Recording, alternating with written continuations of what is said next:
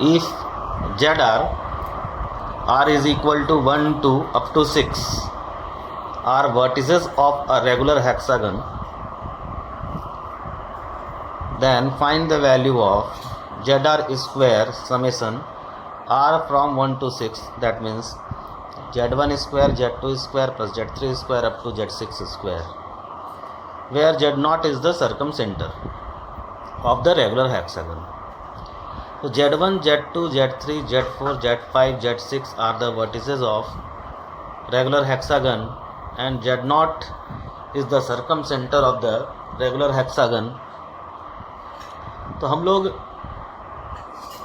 Equilateral triangle में एक property पढ़े हैं कि अगर Z0 इक्विलेटरल ट्रायंगल का सर्कमसेंटर है तो 3Z0 square equal to Z1 square plus Z2 square plus Z3 square होता है। यहाँ इस हेक्सागन में दो इक्विलेटरल ट्रायंगल बन रहा है जिसका सर्कमसेंटर, अगर हेक्सागन का सर्कमसेंटर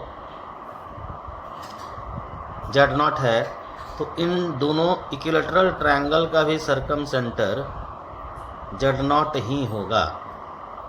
तो first triangle is Z1, Z3 and Z5 जिसका सर्कमसेंटर Z0 है, तो हम लिखेंगे 3Z0 square equal to Z1 square plus Z3 square plus Z5 square जो यहाँ है।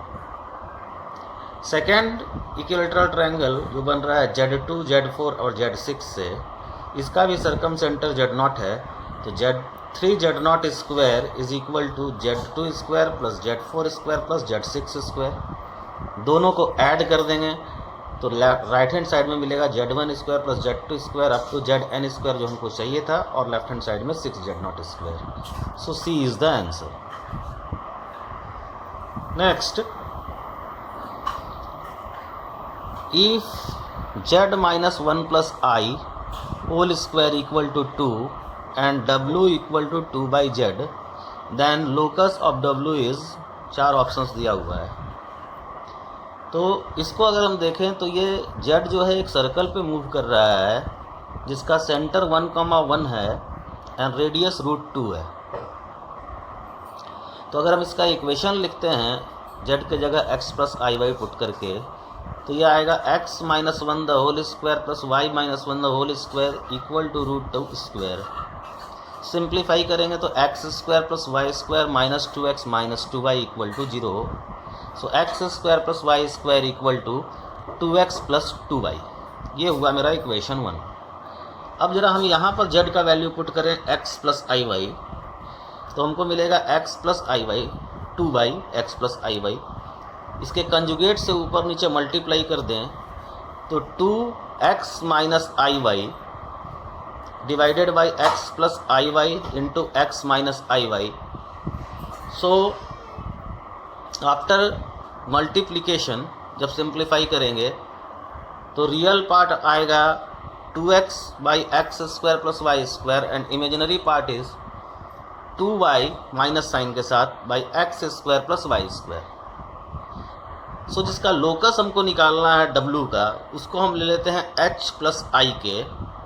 सो h हो जाएगा जो रियल पार्ट है 2x by x square plus y square, and k हो जाएगा जो कि इमेजिनरी पार्ट है minus 2y by x square plus y square. और यहाँ इस रिजल्ट में 2x प्लस 2y का value in term of x square plus y square हमको मिला हुआ है। तो जैसे ही इन दोनों को हम ऐड करेंगे तो डिनोमिनेटर चूँकि सेम है, न्यूमरेटर में 2x प्लस 2y आ जाएगा। सो हम लोग इसको सब्ट्रैक्ट करेंगे, सॉरी, तो h minus k is equal to 2x plus 2y by x square plus y square. इसका वैल्यू हो गया x square plus y square, सब कैंसल आउट होकर के 1 from 1। So locus is x minus k equal to 1। So इसको x minus y minus 1 equal to 0। So A is the answer. Next एक question देखा जाए।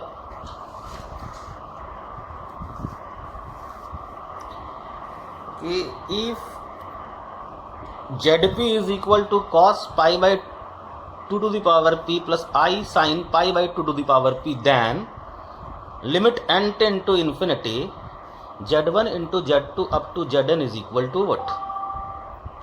तो हम देखें तो ZP को हम यूलर्स फॉर्म में अगर लिखें तो it is e to the power I pi by 2p p।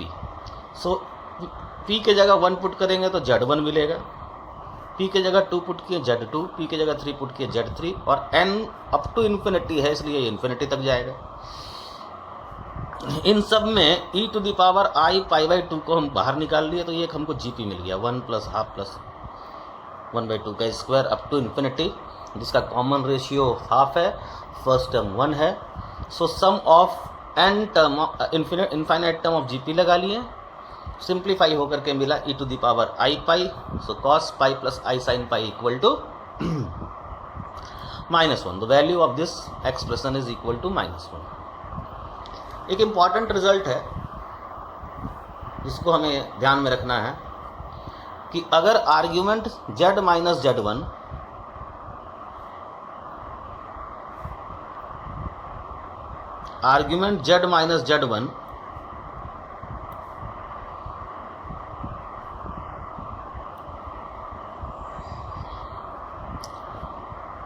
अगर पाई बाई 2 है तो लोकस ऑफ Z जो होगा वो हमेशा सेमी सर्कल होगा, अपर पार्ट वाला इस केस में, जिसका diametric and Z1 and Z2 होगा। If argument of Z minus Z1 by Z minus Z2 equal to pi by 2, then locus of Z will be a semicircle whose diametric and points are Z1 and Z2, excluding Z1 and Z2. अगर argument of Z minus Z1 by Z minus Z2 equal to theta है, theta अगर acute है तो Z1 Z2 एक cord बनाएगा join करता हुआ line, Z circle के ऊपर मूव करेगा और हमेशा मेजर पार्ट में मूव करेगा, और अगर ये ऑब्ट्यूज है तो ये हमेशा माइनर पार्ट पर मूव करेगा, like this. So if Z is obtuse it move on the minor arc, if Z is acute it moves on major arc. हम इसको प्रूव कर देते हैं। एक एग्जाम्पल लेते हैं। If argument of Z minus 1 by Z plus 1 equal to theta, then locus of Z if theta equal to pi by 2, एक बार pi by 2 लेंगे, एक बार pi by 4 लेंगे, एक बार 3 pi by 4 लेंगे।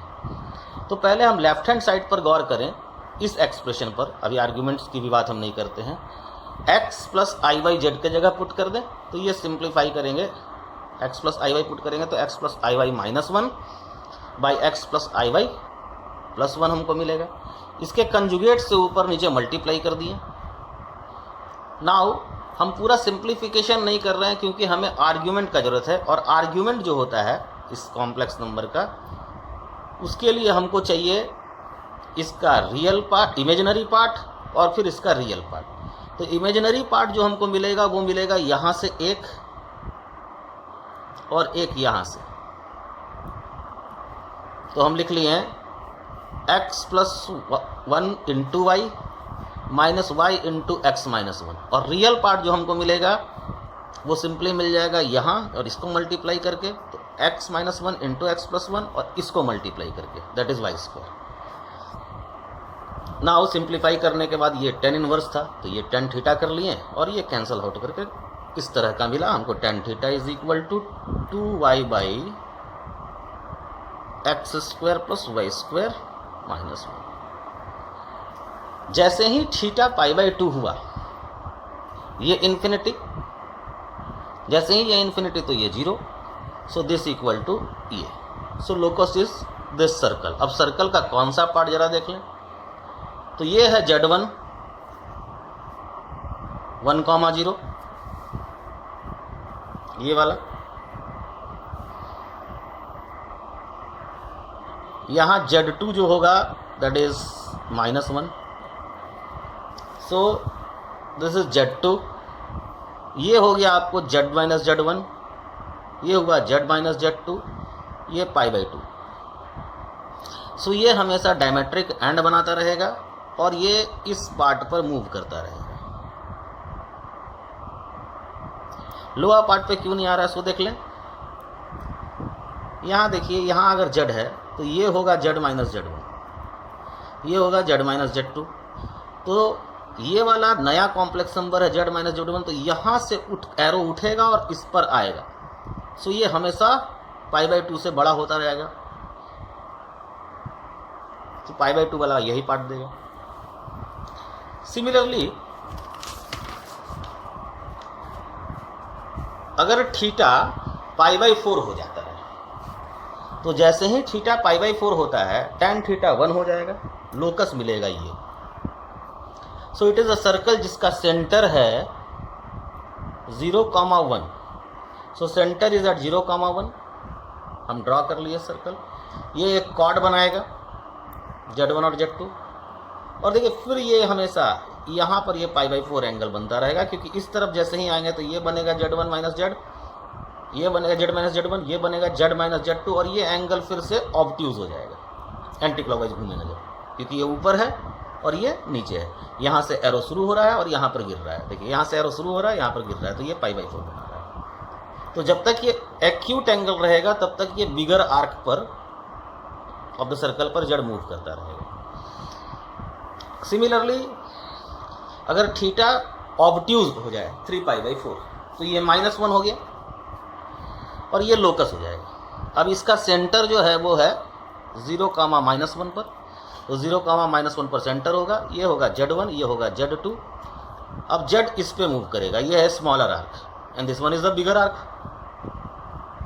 तभी ये एंगल तुम्हारा बनता रहेगा 3π/4। अदरवाइज जैसे ही इधर आएंगे, Z को इधर कहीं लेंगे, ये एंगल बन जाएगा एक्यूट। देखिए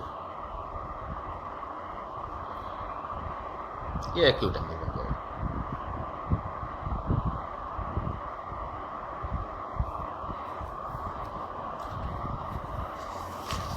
नाउ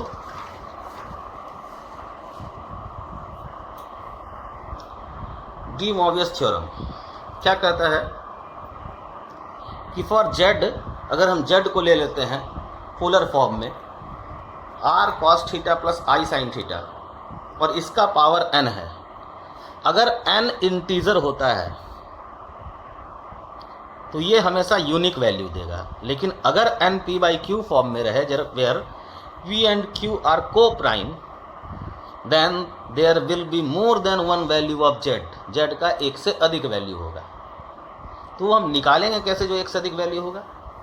तो जो भी कॉम्प्लेक्स नंबर होगा, फाइंड उसका रूट अगर हमको निकालना है, say z⁴n equal to r cos theta plus i sin theta, इसका हमको रूट्स निकालना है। तो हम इसको यूलर फॉर्म में लिख लेंगे, तो r e i थीटा। अब यूलर फॉर्म में ये थीटा को हम थोड़ा जनरल फॉर्म में लिखेंगे। कैसे भाई?